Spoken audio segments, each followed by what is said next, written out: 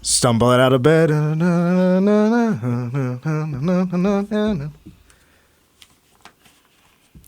you see the It's movie not the 9 to same. 5? No, I've seen the beginning of it. I have not seen the whole thing, but it does look pretty good.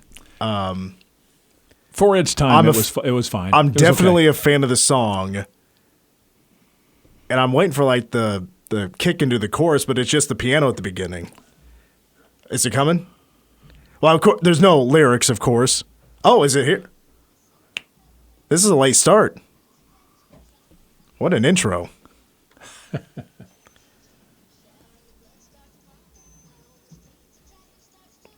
Turn it up, AJ.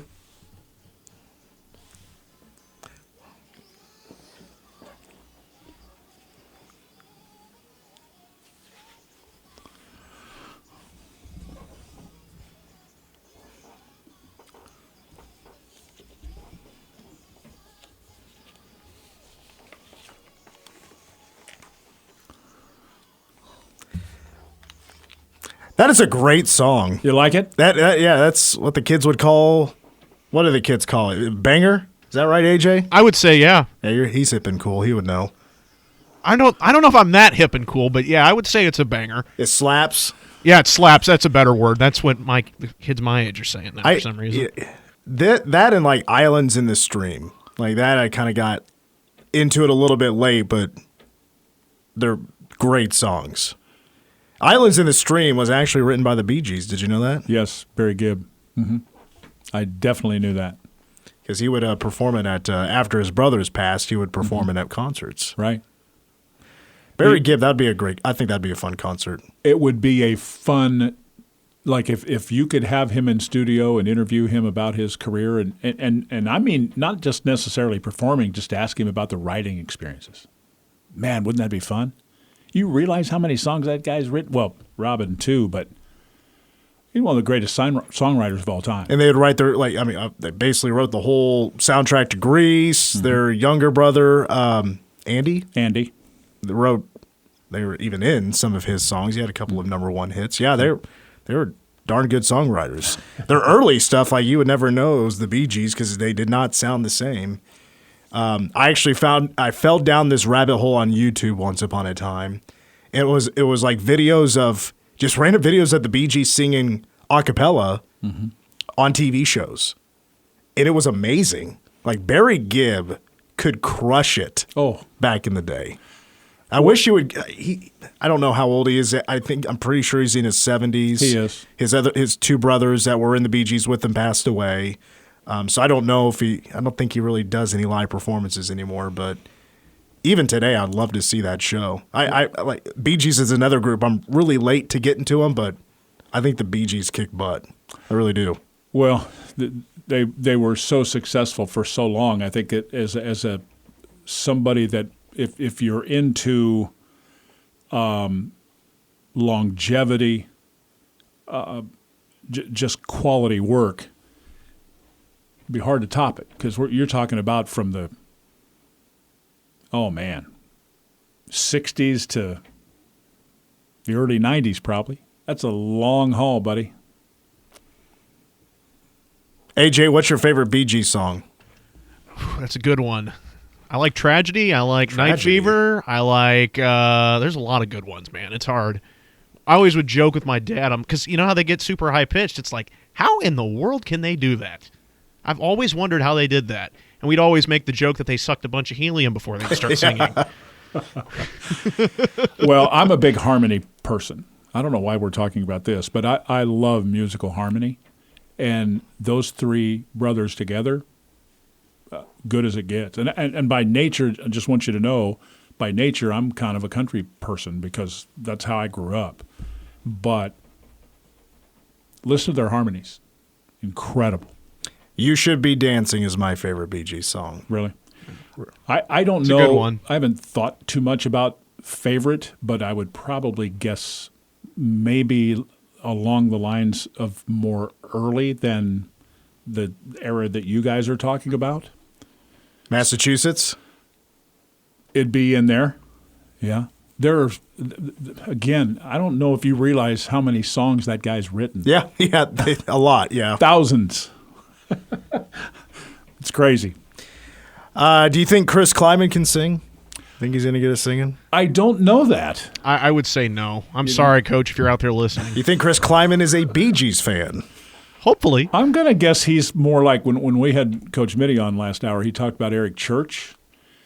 That's just a guess. I would say Klieman's probably a little more the modern country type guy, but that's just I'll have to ask him. I think I was talking with Taryn Sides about this because like they were talking about like the team will listen to tunes, together, like on a bus or in the locker room, and she's like the only one on the team that likes any country music. Oh, really? Everybody else, and she's a small town Kansas kid, makes sense. Everybody else is into different types of music, but she's the only one that enjoys any country music. Meanwhile, if you go to a baseball game, the Cats are probably doing BP to batting practice or to country music. Yeah. Football is more of rap. Oh, I don't know about that. I think there's some. I'm going by like just warm up. It's not like I go to practice or anything. The warm up for sure. But I think when you travel with them, I think you would probably get more country than you think. Not so much with the men's basketball. Well, earlier today, Klieman had his first spring press conference. His spring ball will officially begin tomorrow with their first practice.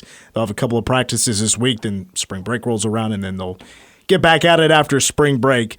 I'll let you kind of take us where you want to start with this because there's a number of clips. We're not going to be able to play them all, but anything stand out to you about what Klieman had to say today heading into spring ball, position or player or whatever? Well, I think what I would say is that when he was asked about positions, he started with the offensive line because of all of those guys that are not around anymore, whether it's Cooper Beebe. He mentioned by name Cooper, KT Leviston, Hayden Gillum, but also Christian Duffy. I mean, there's a lot of guys that have been a major part of Kansas State offensive line football in the last several years that aren't around. So you assume that he would start there, and he did. The good news, and I know you'll play a cut from there, but I think what he likes about this group is the versatility and the bodies. I mean, there are a lot of good football players there. They just don't have the same level of experience. Yeah, here's Chris Klieman earlier today. Watching the offensive line this spring is going to be a major interest in watching their development. Who's going to be that guy that was the KT or Gilly or Beebs that were really boisterous leaders? I think we have potential to have some really good players there from a leadership standpoint, but we have a lot of young guys. Sam Hecht comes to mind, Andrew Leingang comes to mind, that it's now their time. John Pastore. We have some really good players that have been in the program for quite a while but haven't had that opportunity to play yet. It's the thing, like you've had all these guys that just left, and they were, I would say most of them were household names by the time they left, especially Cooper and KT Leviston and Christian Duffy, those guys. But there are still names that you'll recognize.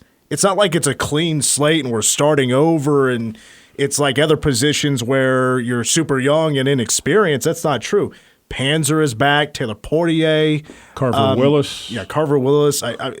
Lane Gang. That guy's been battling for a couple of years to try to get this spot. And you know what? I'm just going to say this since you brought him up. I love that young man, and I think he's going to be a terrific football player starting this year. He's bided his time. He's tough as nails. He's strong as a horse. They've got some really good guys in there. And the newcomer probably to keep your ear out listening for would be the Easton Kilty kid from North Dakota. He may be a walk-in, start at offensive tackle kind of guy. So they've got some dudes, just not as long in the tooth as a Cooper. It's hard to – Cooper Beebe might be the best lineman that's ever played here, and that says a lot because they've had a lot of good ones, but he was awesome. But those other guys will be missed. There's no doubt about that. It'll be fun to see because if you know Connor Riley, every guy that plays offensive line is going to be playing potentially, or at least they're going to know multiple positions. Sure. So like a Hadley Panzer, will he be center? Will he be right guard? Yeah. I think that could be up in the air, and maybe Lane Gang is one of those guys as well. I think Kilty will play guard, or I'm sorry, tackle. Yeah. He'll play a tackle position. But I think Sam Hecht can play center or the guards positions. Hadley can obviously play both guards and center. I mean, that's the idea here. I mean, I think Taylor Portier can play both guard spots, right? Yeah. So you do have some flexibility there, and with the number of people that are available to Connor Riley, and I mean, you know this. Coach called him the best offensive line coach in the country today. Whether he is or whether he isn't, he's probably one of the top 10, right? I mean, he does a great job. And I think as much as he's going to miss those guys we talked about, I think he's into this and really likes this group.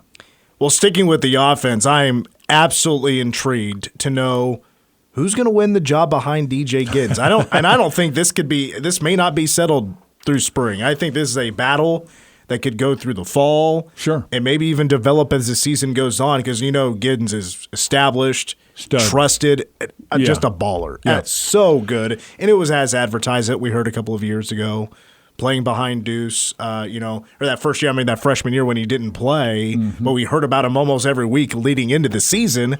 He's that guy. And for Klieman and for this staff right now, it's time to learn who can be that backup, and there's a lot of things that go into that. Is there a guy that catches the ball better? Is there a guy that's a little bit better on pass protection on third down, guy that can be in the backfield, out of the backfield? DJ was the surprise a little bit for us in the fact he did it all. Running the ball, pass protection, we knew he was going to be really good. Are we going to have that total package by committee, or do we have one or two guys that can do all three of those skills? So Giddens will be your starter. It could be Joe Jackson, who's a redshirt freshman. It could be Devon Rice, the kid out of Las Vegas, who's going to be a true freshman. Or you got Lenexa, Kansas's own LaJames White, who I think can be, he carried the ball maybe just a couple of times in garbage time this year. But when he carried it, I was like, dang, that kid has burst. Yeah, he does. Small and has burst. Well, he's thick. He's strong. He's 5'7" to be exact. Yeah, but he is not real tall. But K-State's had a lot of guys that aren't real tall that have, flourished here as running backs. And I know Coach appreciates LaJames for his work ethic and his toughness. So I think he'll be in the mix. And you mentioned Devon and Joe Jackson. I think both of those guys. It's going to be a real. I think you're also accurate in that it's probably going to go from the spring to the summer to the fall, and probably towards the end of camp where we really know. And I say all of this based on I haven't seen Devon Rice yet, but I'm going to get my chance, and I'm looking very forward to it because he can fly. I've seen tape, and I everything I like all of it. Sure, I liked all of it. He was one of just a couple, and honestly, when it comes to skill positions that were picked up, other than of course Barnett, watching his tape, I was like, this kid was a backup at his high school. At Bishop Gorman. That's a really good high school that develops college talent like year top after 10 year. Nationally. And he was a backup, and what an absolute stud. If I were to pick out two, I'm probably leaning Joe Jackson or Devon White. It might be Rice that comes out back. I don't know, but this is just the one battle. I'm really intrigued to see how it unfolds because I think it could be anybody. Yeah, there's going to be really good competition there, but the settling fact for me is you still start with number 31 as the main dude, and we've seen everything on the plate now, right? We knew he was a really tough physical football player that could run between the tackles. But after last year, we've seen a guy who has patience, who hits the hole hard when he decides that's the one. He can run inside and out. Blitz pickup. But the thing that exploded in my mind with his game from a year ago was his ability and stunning ability, actually, to catch the ball. He was a very, very good pass catcher for K-State last year out of that backfield. Going to defense, I think they'd move him around, too. Yeah. I think on the defensive end, there's an area that I'm also intrigued to watch unfold and looking forward to that first depth chart, and that's defensive end. Nate Matlack transfers. Khalid Duke is going to head to the NFL. Brendan Mott decides to come back. That's huge. Cody Stuffelbein, who walked on senior day as a junior, we thought he was done. He decides to come back. They're young and talented at defensive end, but there is also a lack of experience. We have Stuffle being back. Stuff coming off of an off-season surgery, so we'll limit him a little bit this spring. We'll limit Mott a little bit this spring, but you're right. Whether it's Toby that's now moved there full-time, to Jordan Allen, to Cheedy, to Ryan Davis, Donovan Ryman, we have a lot of good athletic guys there. He went on to say that whether it's a guy who's 245 or a guy who's 270, they will probably play, some four-man fronts from time to time.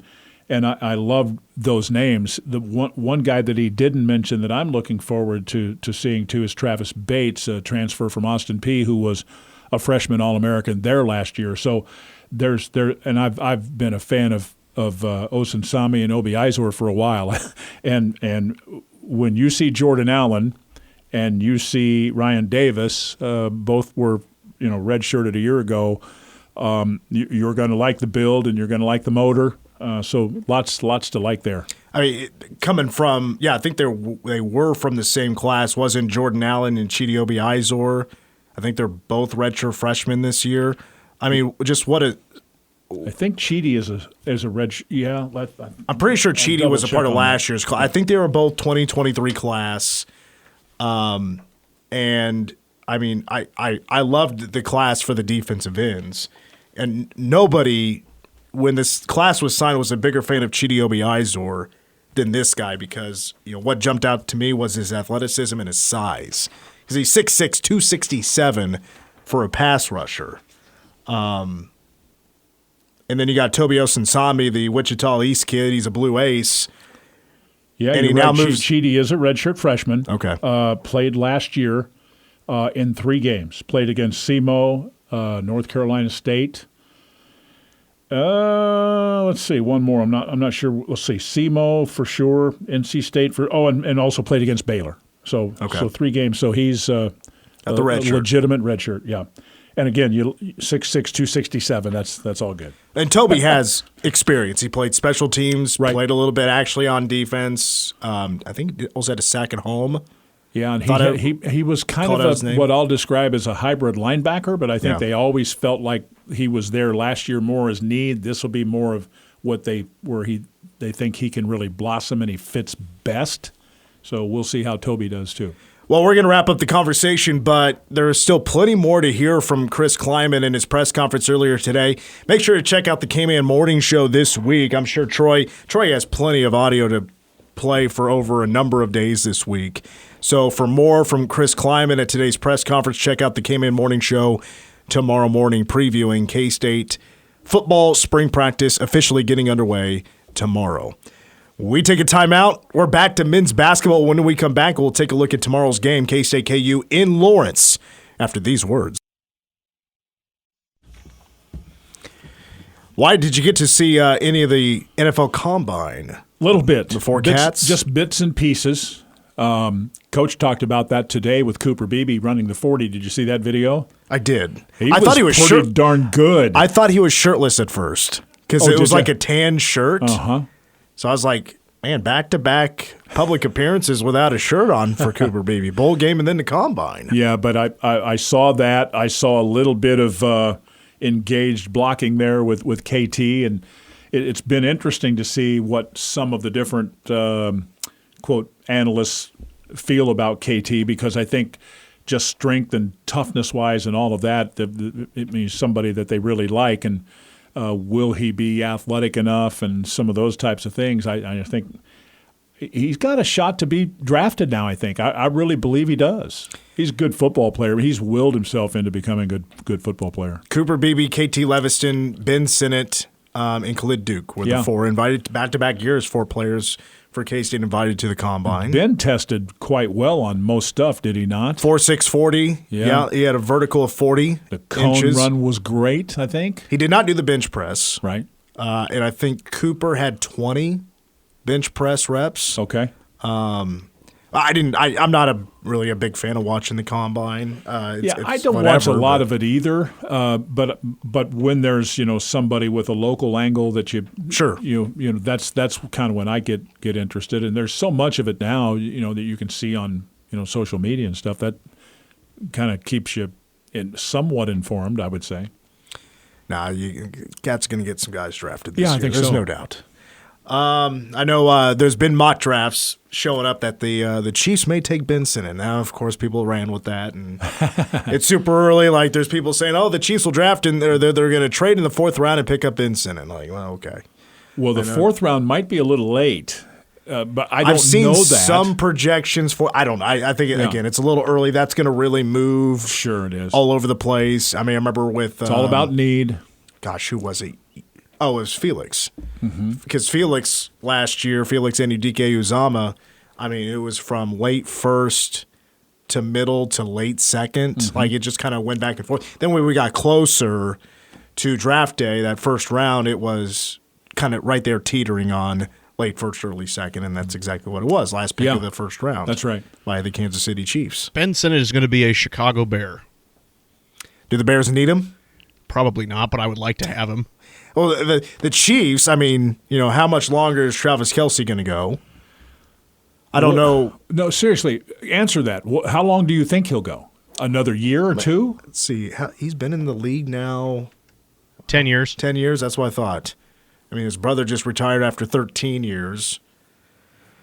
He's still pretty good, but, he's a year older than me. I mean, that's... I think realistically he could play 2 more. Seriously, I think he could. I mean, he stays in pretty decent shape, I think. I don't think he's lost any, speed necessarily. The guy just knows how to play, man, and get open. He catches virtually everything. There have been a lot of great tight ends in football, but he's among the very best. Oh, yeah. I mean, I think a lot of people would say he is the best. Yeah. I don't know if I'm exactly educated enough to make that assessment. I think in my Depends adult on how life, far you want to go back. Well, I think in my adult life he is, for sure. I mean, who was the best before him? People would say Tony Gonzalez. Tony Gonzalez. But how much Kellen do you consider Winslow, John Mackey? I mean, like I say, it depends on how far you want to go back. Well, Travis Kelce is the best Chiefs. He's the best Chiefs tight Better than Gonzalez? Yeah. Absolutely. Some would argue with that. That's fine. But I understand. I understand what you're saying. And again, you can't go wrong with either guy. You're talking about a Hall of Fame guy either way, right? I mean, if that's the argument, you're good. I think more than less, more would argue that he is the best tight end in NFL history. You're saying more would? Yeah, would argue that he is. Okay. I think enough people have talked about him in that fashion that, there's a lot of good arguments that he is. They forget very fast, though. Just like, I don't want to get off on this, but just like calling Caitlin Clark the best women's player of all time. I don't know that I'm ready to go there with her yet. I don't care how many points she scores. I'm just saying there have been better basketball players in the women's game than Caitlin Clark. I wasn't the biggest fan of the coverage. First, I mean, College Game Day was not there saying for she's the not great. Iowa she's Ohio really State terrific. I mean, what an incredible shooter. But Yeah. I didn't like the whole, okay, now she's about to pass Pete Maravich and how big of a deal. Rare to do this, but I agreed with Kim Mulkey that it was apples and oranges. It is apples and oranges, and it always has been. And, you can blame ESPN for that. They're the ones that started it. You shouldn't do it. It's unfair to all parties involved. It just is. I am all for whatever she gets, and she is fantastic. I'm not debating that at all. But please don't compare apples to oranges and her to Pete Maravich. That's just not right. Well, and she is definitely a generational talent. Without a doubt. It's not even. I've never seen a shooter like that before. Where she there have been a few.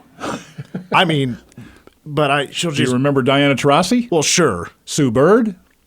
Lynette Woodard? Of course. You want me to keep going? Ann Myers? I'm just saying with her distance and her accuracy, I don't think anybody's going to.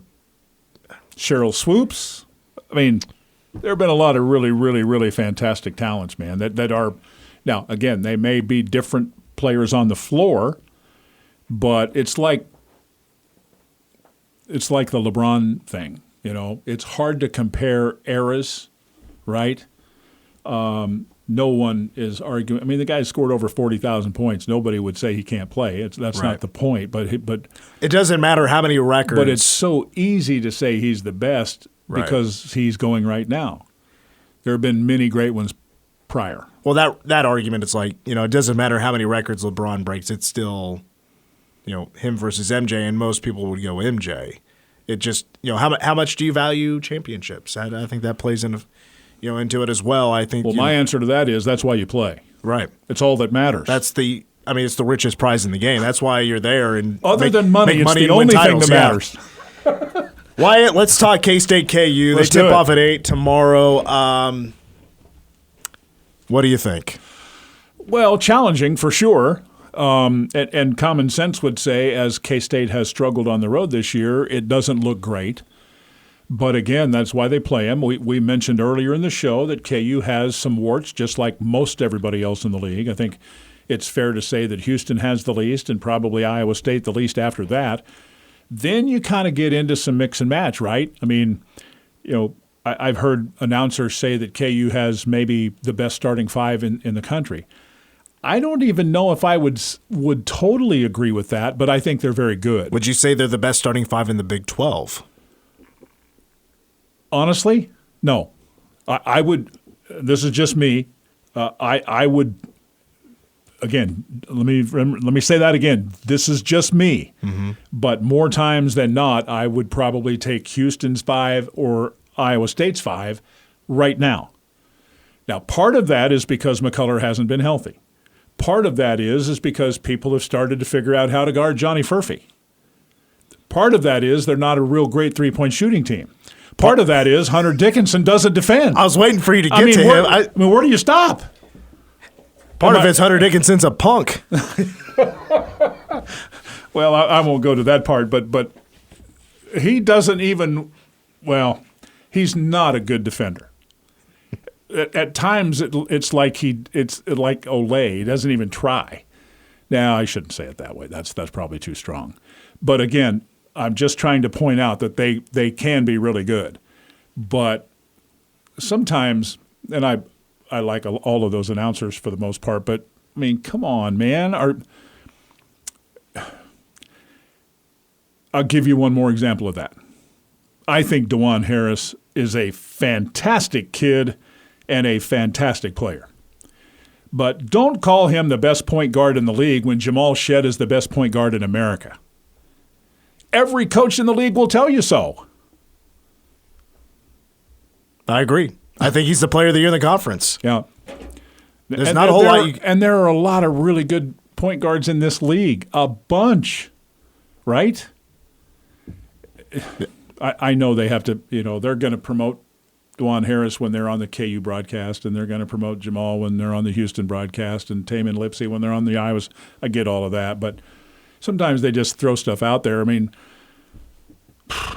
early in the year, Cam Carter wasn't like on any of the lists for most improved players from a year ago. Then all of a sudden, when he's averaging 15 points a game, he starts to show up on a few. Yeah. It's just what it is. Ken Palm giving K-State a 20% chance to win at Lawrence. I think that's generous, and it's just it's based on so much history and a lot of losing in Allen Fieldhouse. Haven't won there since 2006. This losing streak in Lawrence is almost an adult. It's just, and with K-State just struggling on the road, just going on the road. They have one win on the road in Big 12 play, and that was at West Virginia. Right. So they've lost how many in a row? 7, right? Yeah. So it was just based on that. It's hard to really think that they can go get a victory or keep it close. Yeah, there are a lot of factors that go into it, but for my money, the thing that you have to try to avoid when you go there is the big KU runs. And that concerns you with the K-State team because invariably, whether KU has an 8-0 run or a 14-0 run or whatever it may be, let's say they don't, okay? Can K-State avoid that, 4 or 5 minute stretch that they seem to have in most games on the road, or multiple ones where, you can't recover. Or it's very difficult to we talked about it last hour. They had a 21-4 run in the game the other night and took the lead at Cincinnati, and that's admirable. But, you also have to look at it from the other side of the spectrum that you can't get down 13 either. They did twice. Was the atmosphere of Cincinnati any good? It was pretty good. I mean, would it be in the upper third of the league? Probably not. But again, going in, they were 5-10 in league play, I believe it was. Is that right? Or 5-9? 5-10, I think. I got it right here. Yeah, I think they were 5-10. Cincinnati was 5-10. They're now 6-10. And so when I visited with Dan, their radio guy, I said, do you feel like that you're still maybe in there because of the net? I mean, they were like 45th in the net. You still have a shot. Not thinking so much about the 5-10. He goes, no. And he's pretty emphatic about it that they just probably weren't in the mix. But I do think they have a really, really quality fan base that as they continue to grow into this league and what have you, that's a hard place to play, tough place. Did you try the Skyline chili? I did not. I'd had it before when years ago. I was just okay with the Skyline chili. Some are just like crazy about it. I was like, is this what all the excitement's about? AJ? I've never had it. I know Mason Voth did it. I saw his review on Twitter. He had a review on Twitter of Skyline Chili. He has this gimmick where he'll go to ballparks, different ballparks he's never been to, and try one of their top items and give it a score out of 10 or something like that. And so he did Skyline Chili this time around, and I see. They're good, they're fun. But I've never been to Cincinnati, so I went one time. It was to a Cubs-Reds game in like 2012. Yeah, it's not really Great American. Did you like it? I did. It was a nice ballpark. Yeah. I mean, Cincinnati's really not my top 20 to go vacation. No. I've been to Cleveland too. Yeah. I'd go to the Rock and Roll Hall of Fame. I went there. I've been there. Yeah. Cincinnati it's a good sports town when you think about the history of the Reds, and you go back to Cincinnati basketball, as we were talking in pregame about late 50s, early 60s when Oscar Robertson was there, and I mean it's a pretty good basketball tradition. And then the run that Huggs had there before he came here and then went to West Virginia is pretty solid too. All right, let's take one more break. When we come back, we still got to get to K-State baseball. Plus, looking at this week in the Big 12 is the men. On the men's side, the regular season comes to an end this week. We'll wrap up Wildcat Insider when we come back. For the final time, welcome back to Wildcat Insider. Mitch Fortner, Wyatt Thompson, AJ Shaw. We're out at 6 o'clock. And so tomorrow we have Batcats in action. 5 o'clock first pitch, pregame 4:30. K-State at a top 10 team in Tennessee. Matt Walters will be on the broadcast. He'll also have the game on Wednesday, which is K-State at Clemson. They'll have first pitch at 3 o'clock and pregame at 2:30. So for tomorrow, we'll have baseball on the air, and then when that wraps up, we'll join in progress with Wyatt, your broadcast, with K-State and KU that tips off at 8 o'clock rather. Now, with that being said, let's talk a little bit of baseball. First of all, Casey Scott, who is K-State's Executive Associate Athletics Director for Internal Operations and Event Management, it's been announced today that he has been appointed to the NCAA Baseball Committee. What that now means is he's part of the selection committee with the selecting, the seeding, and putting the bracket together for the 64-team tournament. So I have a better feeling now if K-State does what it needs to do of getting into the field.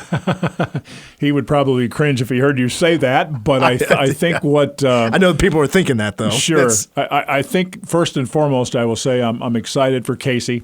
He told me about this, that it was going to be announced today, and happy for. He's a baseball guy at heart, probably kind of like I am, and he's had a lot of experience in a lot of things in college athletics over the years. I think he's, most of these committees are made up of ADs, but when they're not, there are people like Casey, who's a baseball guy, has had a lot of experience with that. He's also done a lot of work with bids for NITs, been lead guy, with the athletic department on NCAA trips and things like that. He oversees men's basketball at K-State as an example. So you may see him, good for him. Like on a road game. If you're sitting courtside, you'll sometimes see Casey Scott sitting next to you. Yeah, he kind of has a way of getting his elbows right between Stan and I don't know how he does that. Oh, man.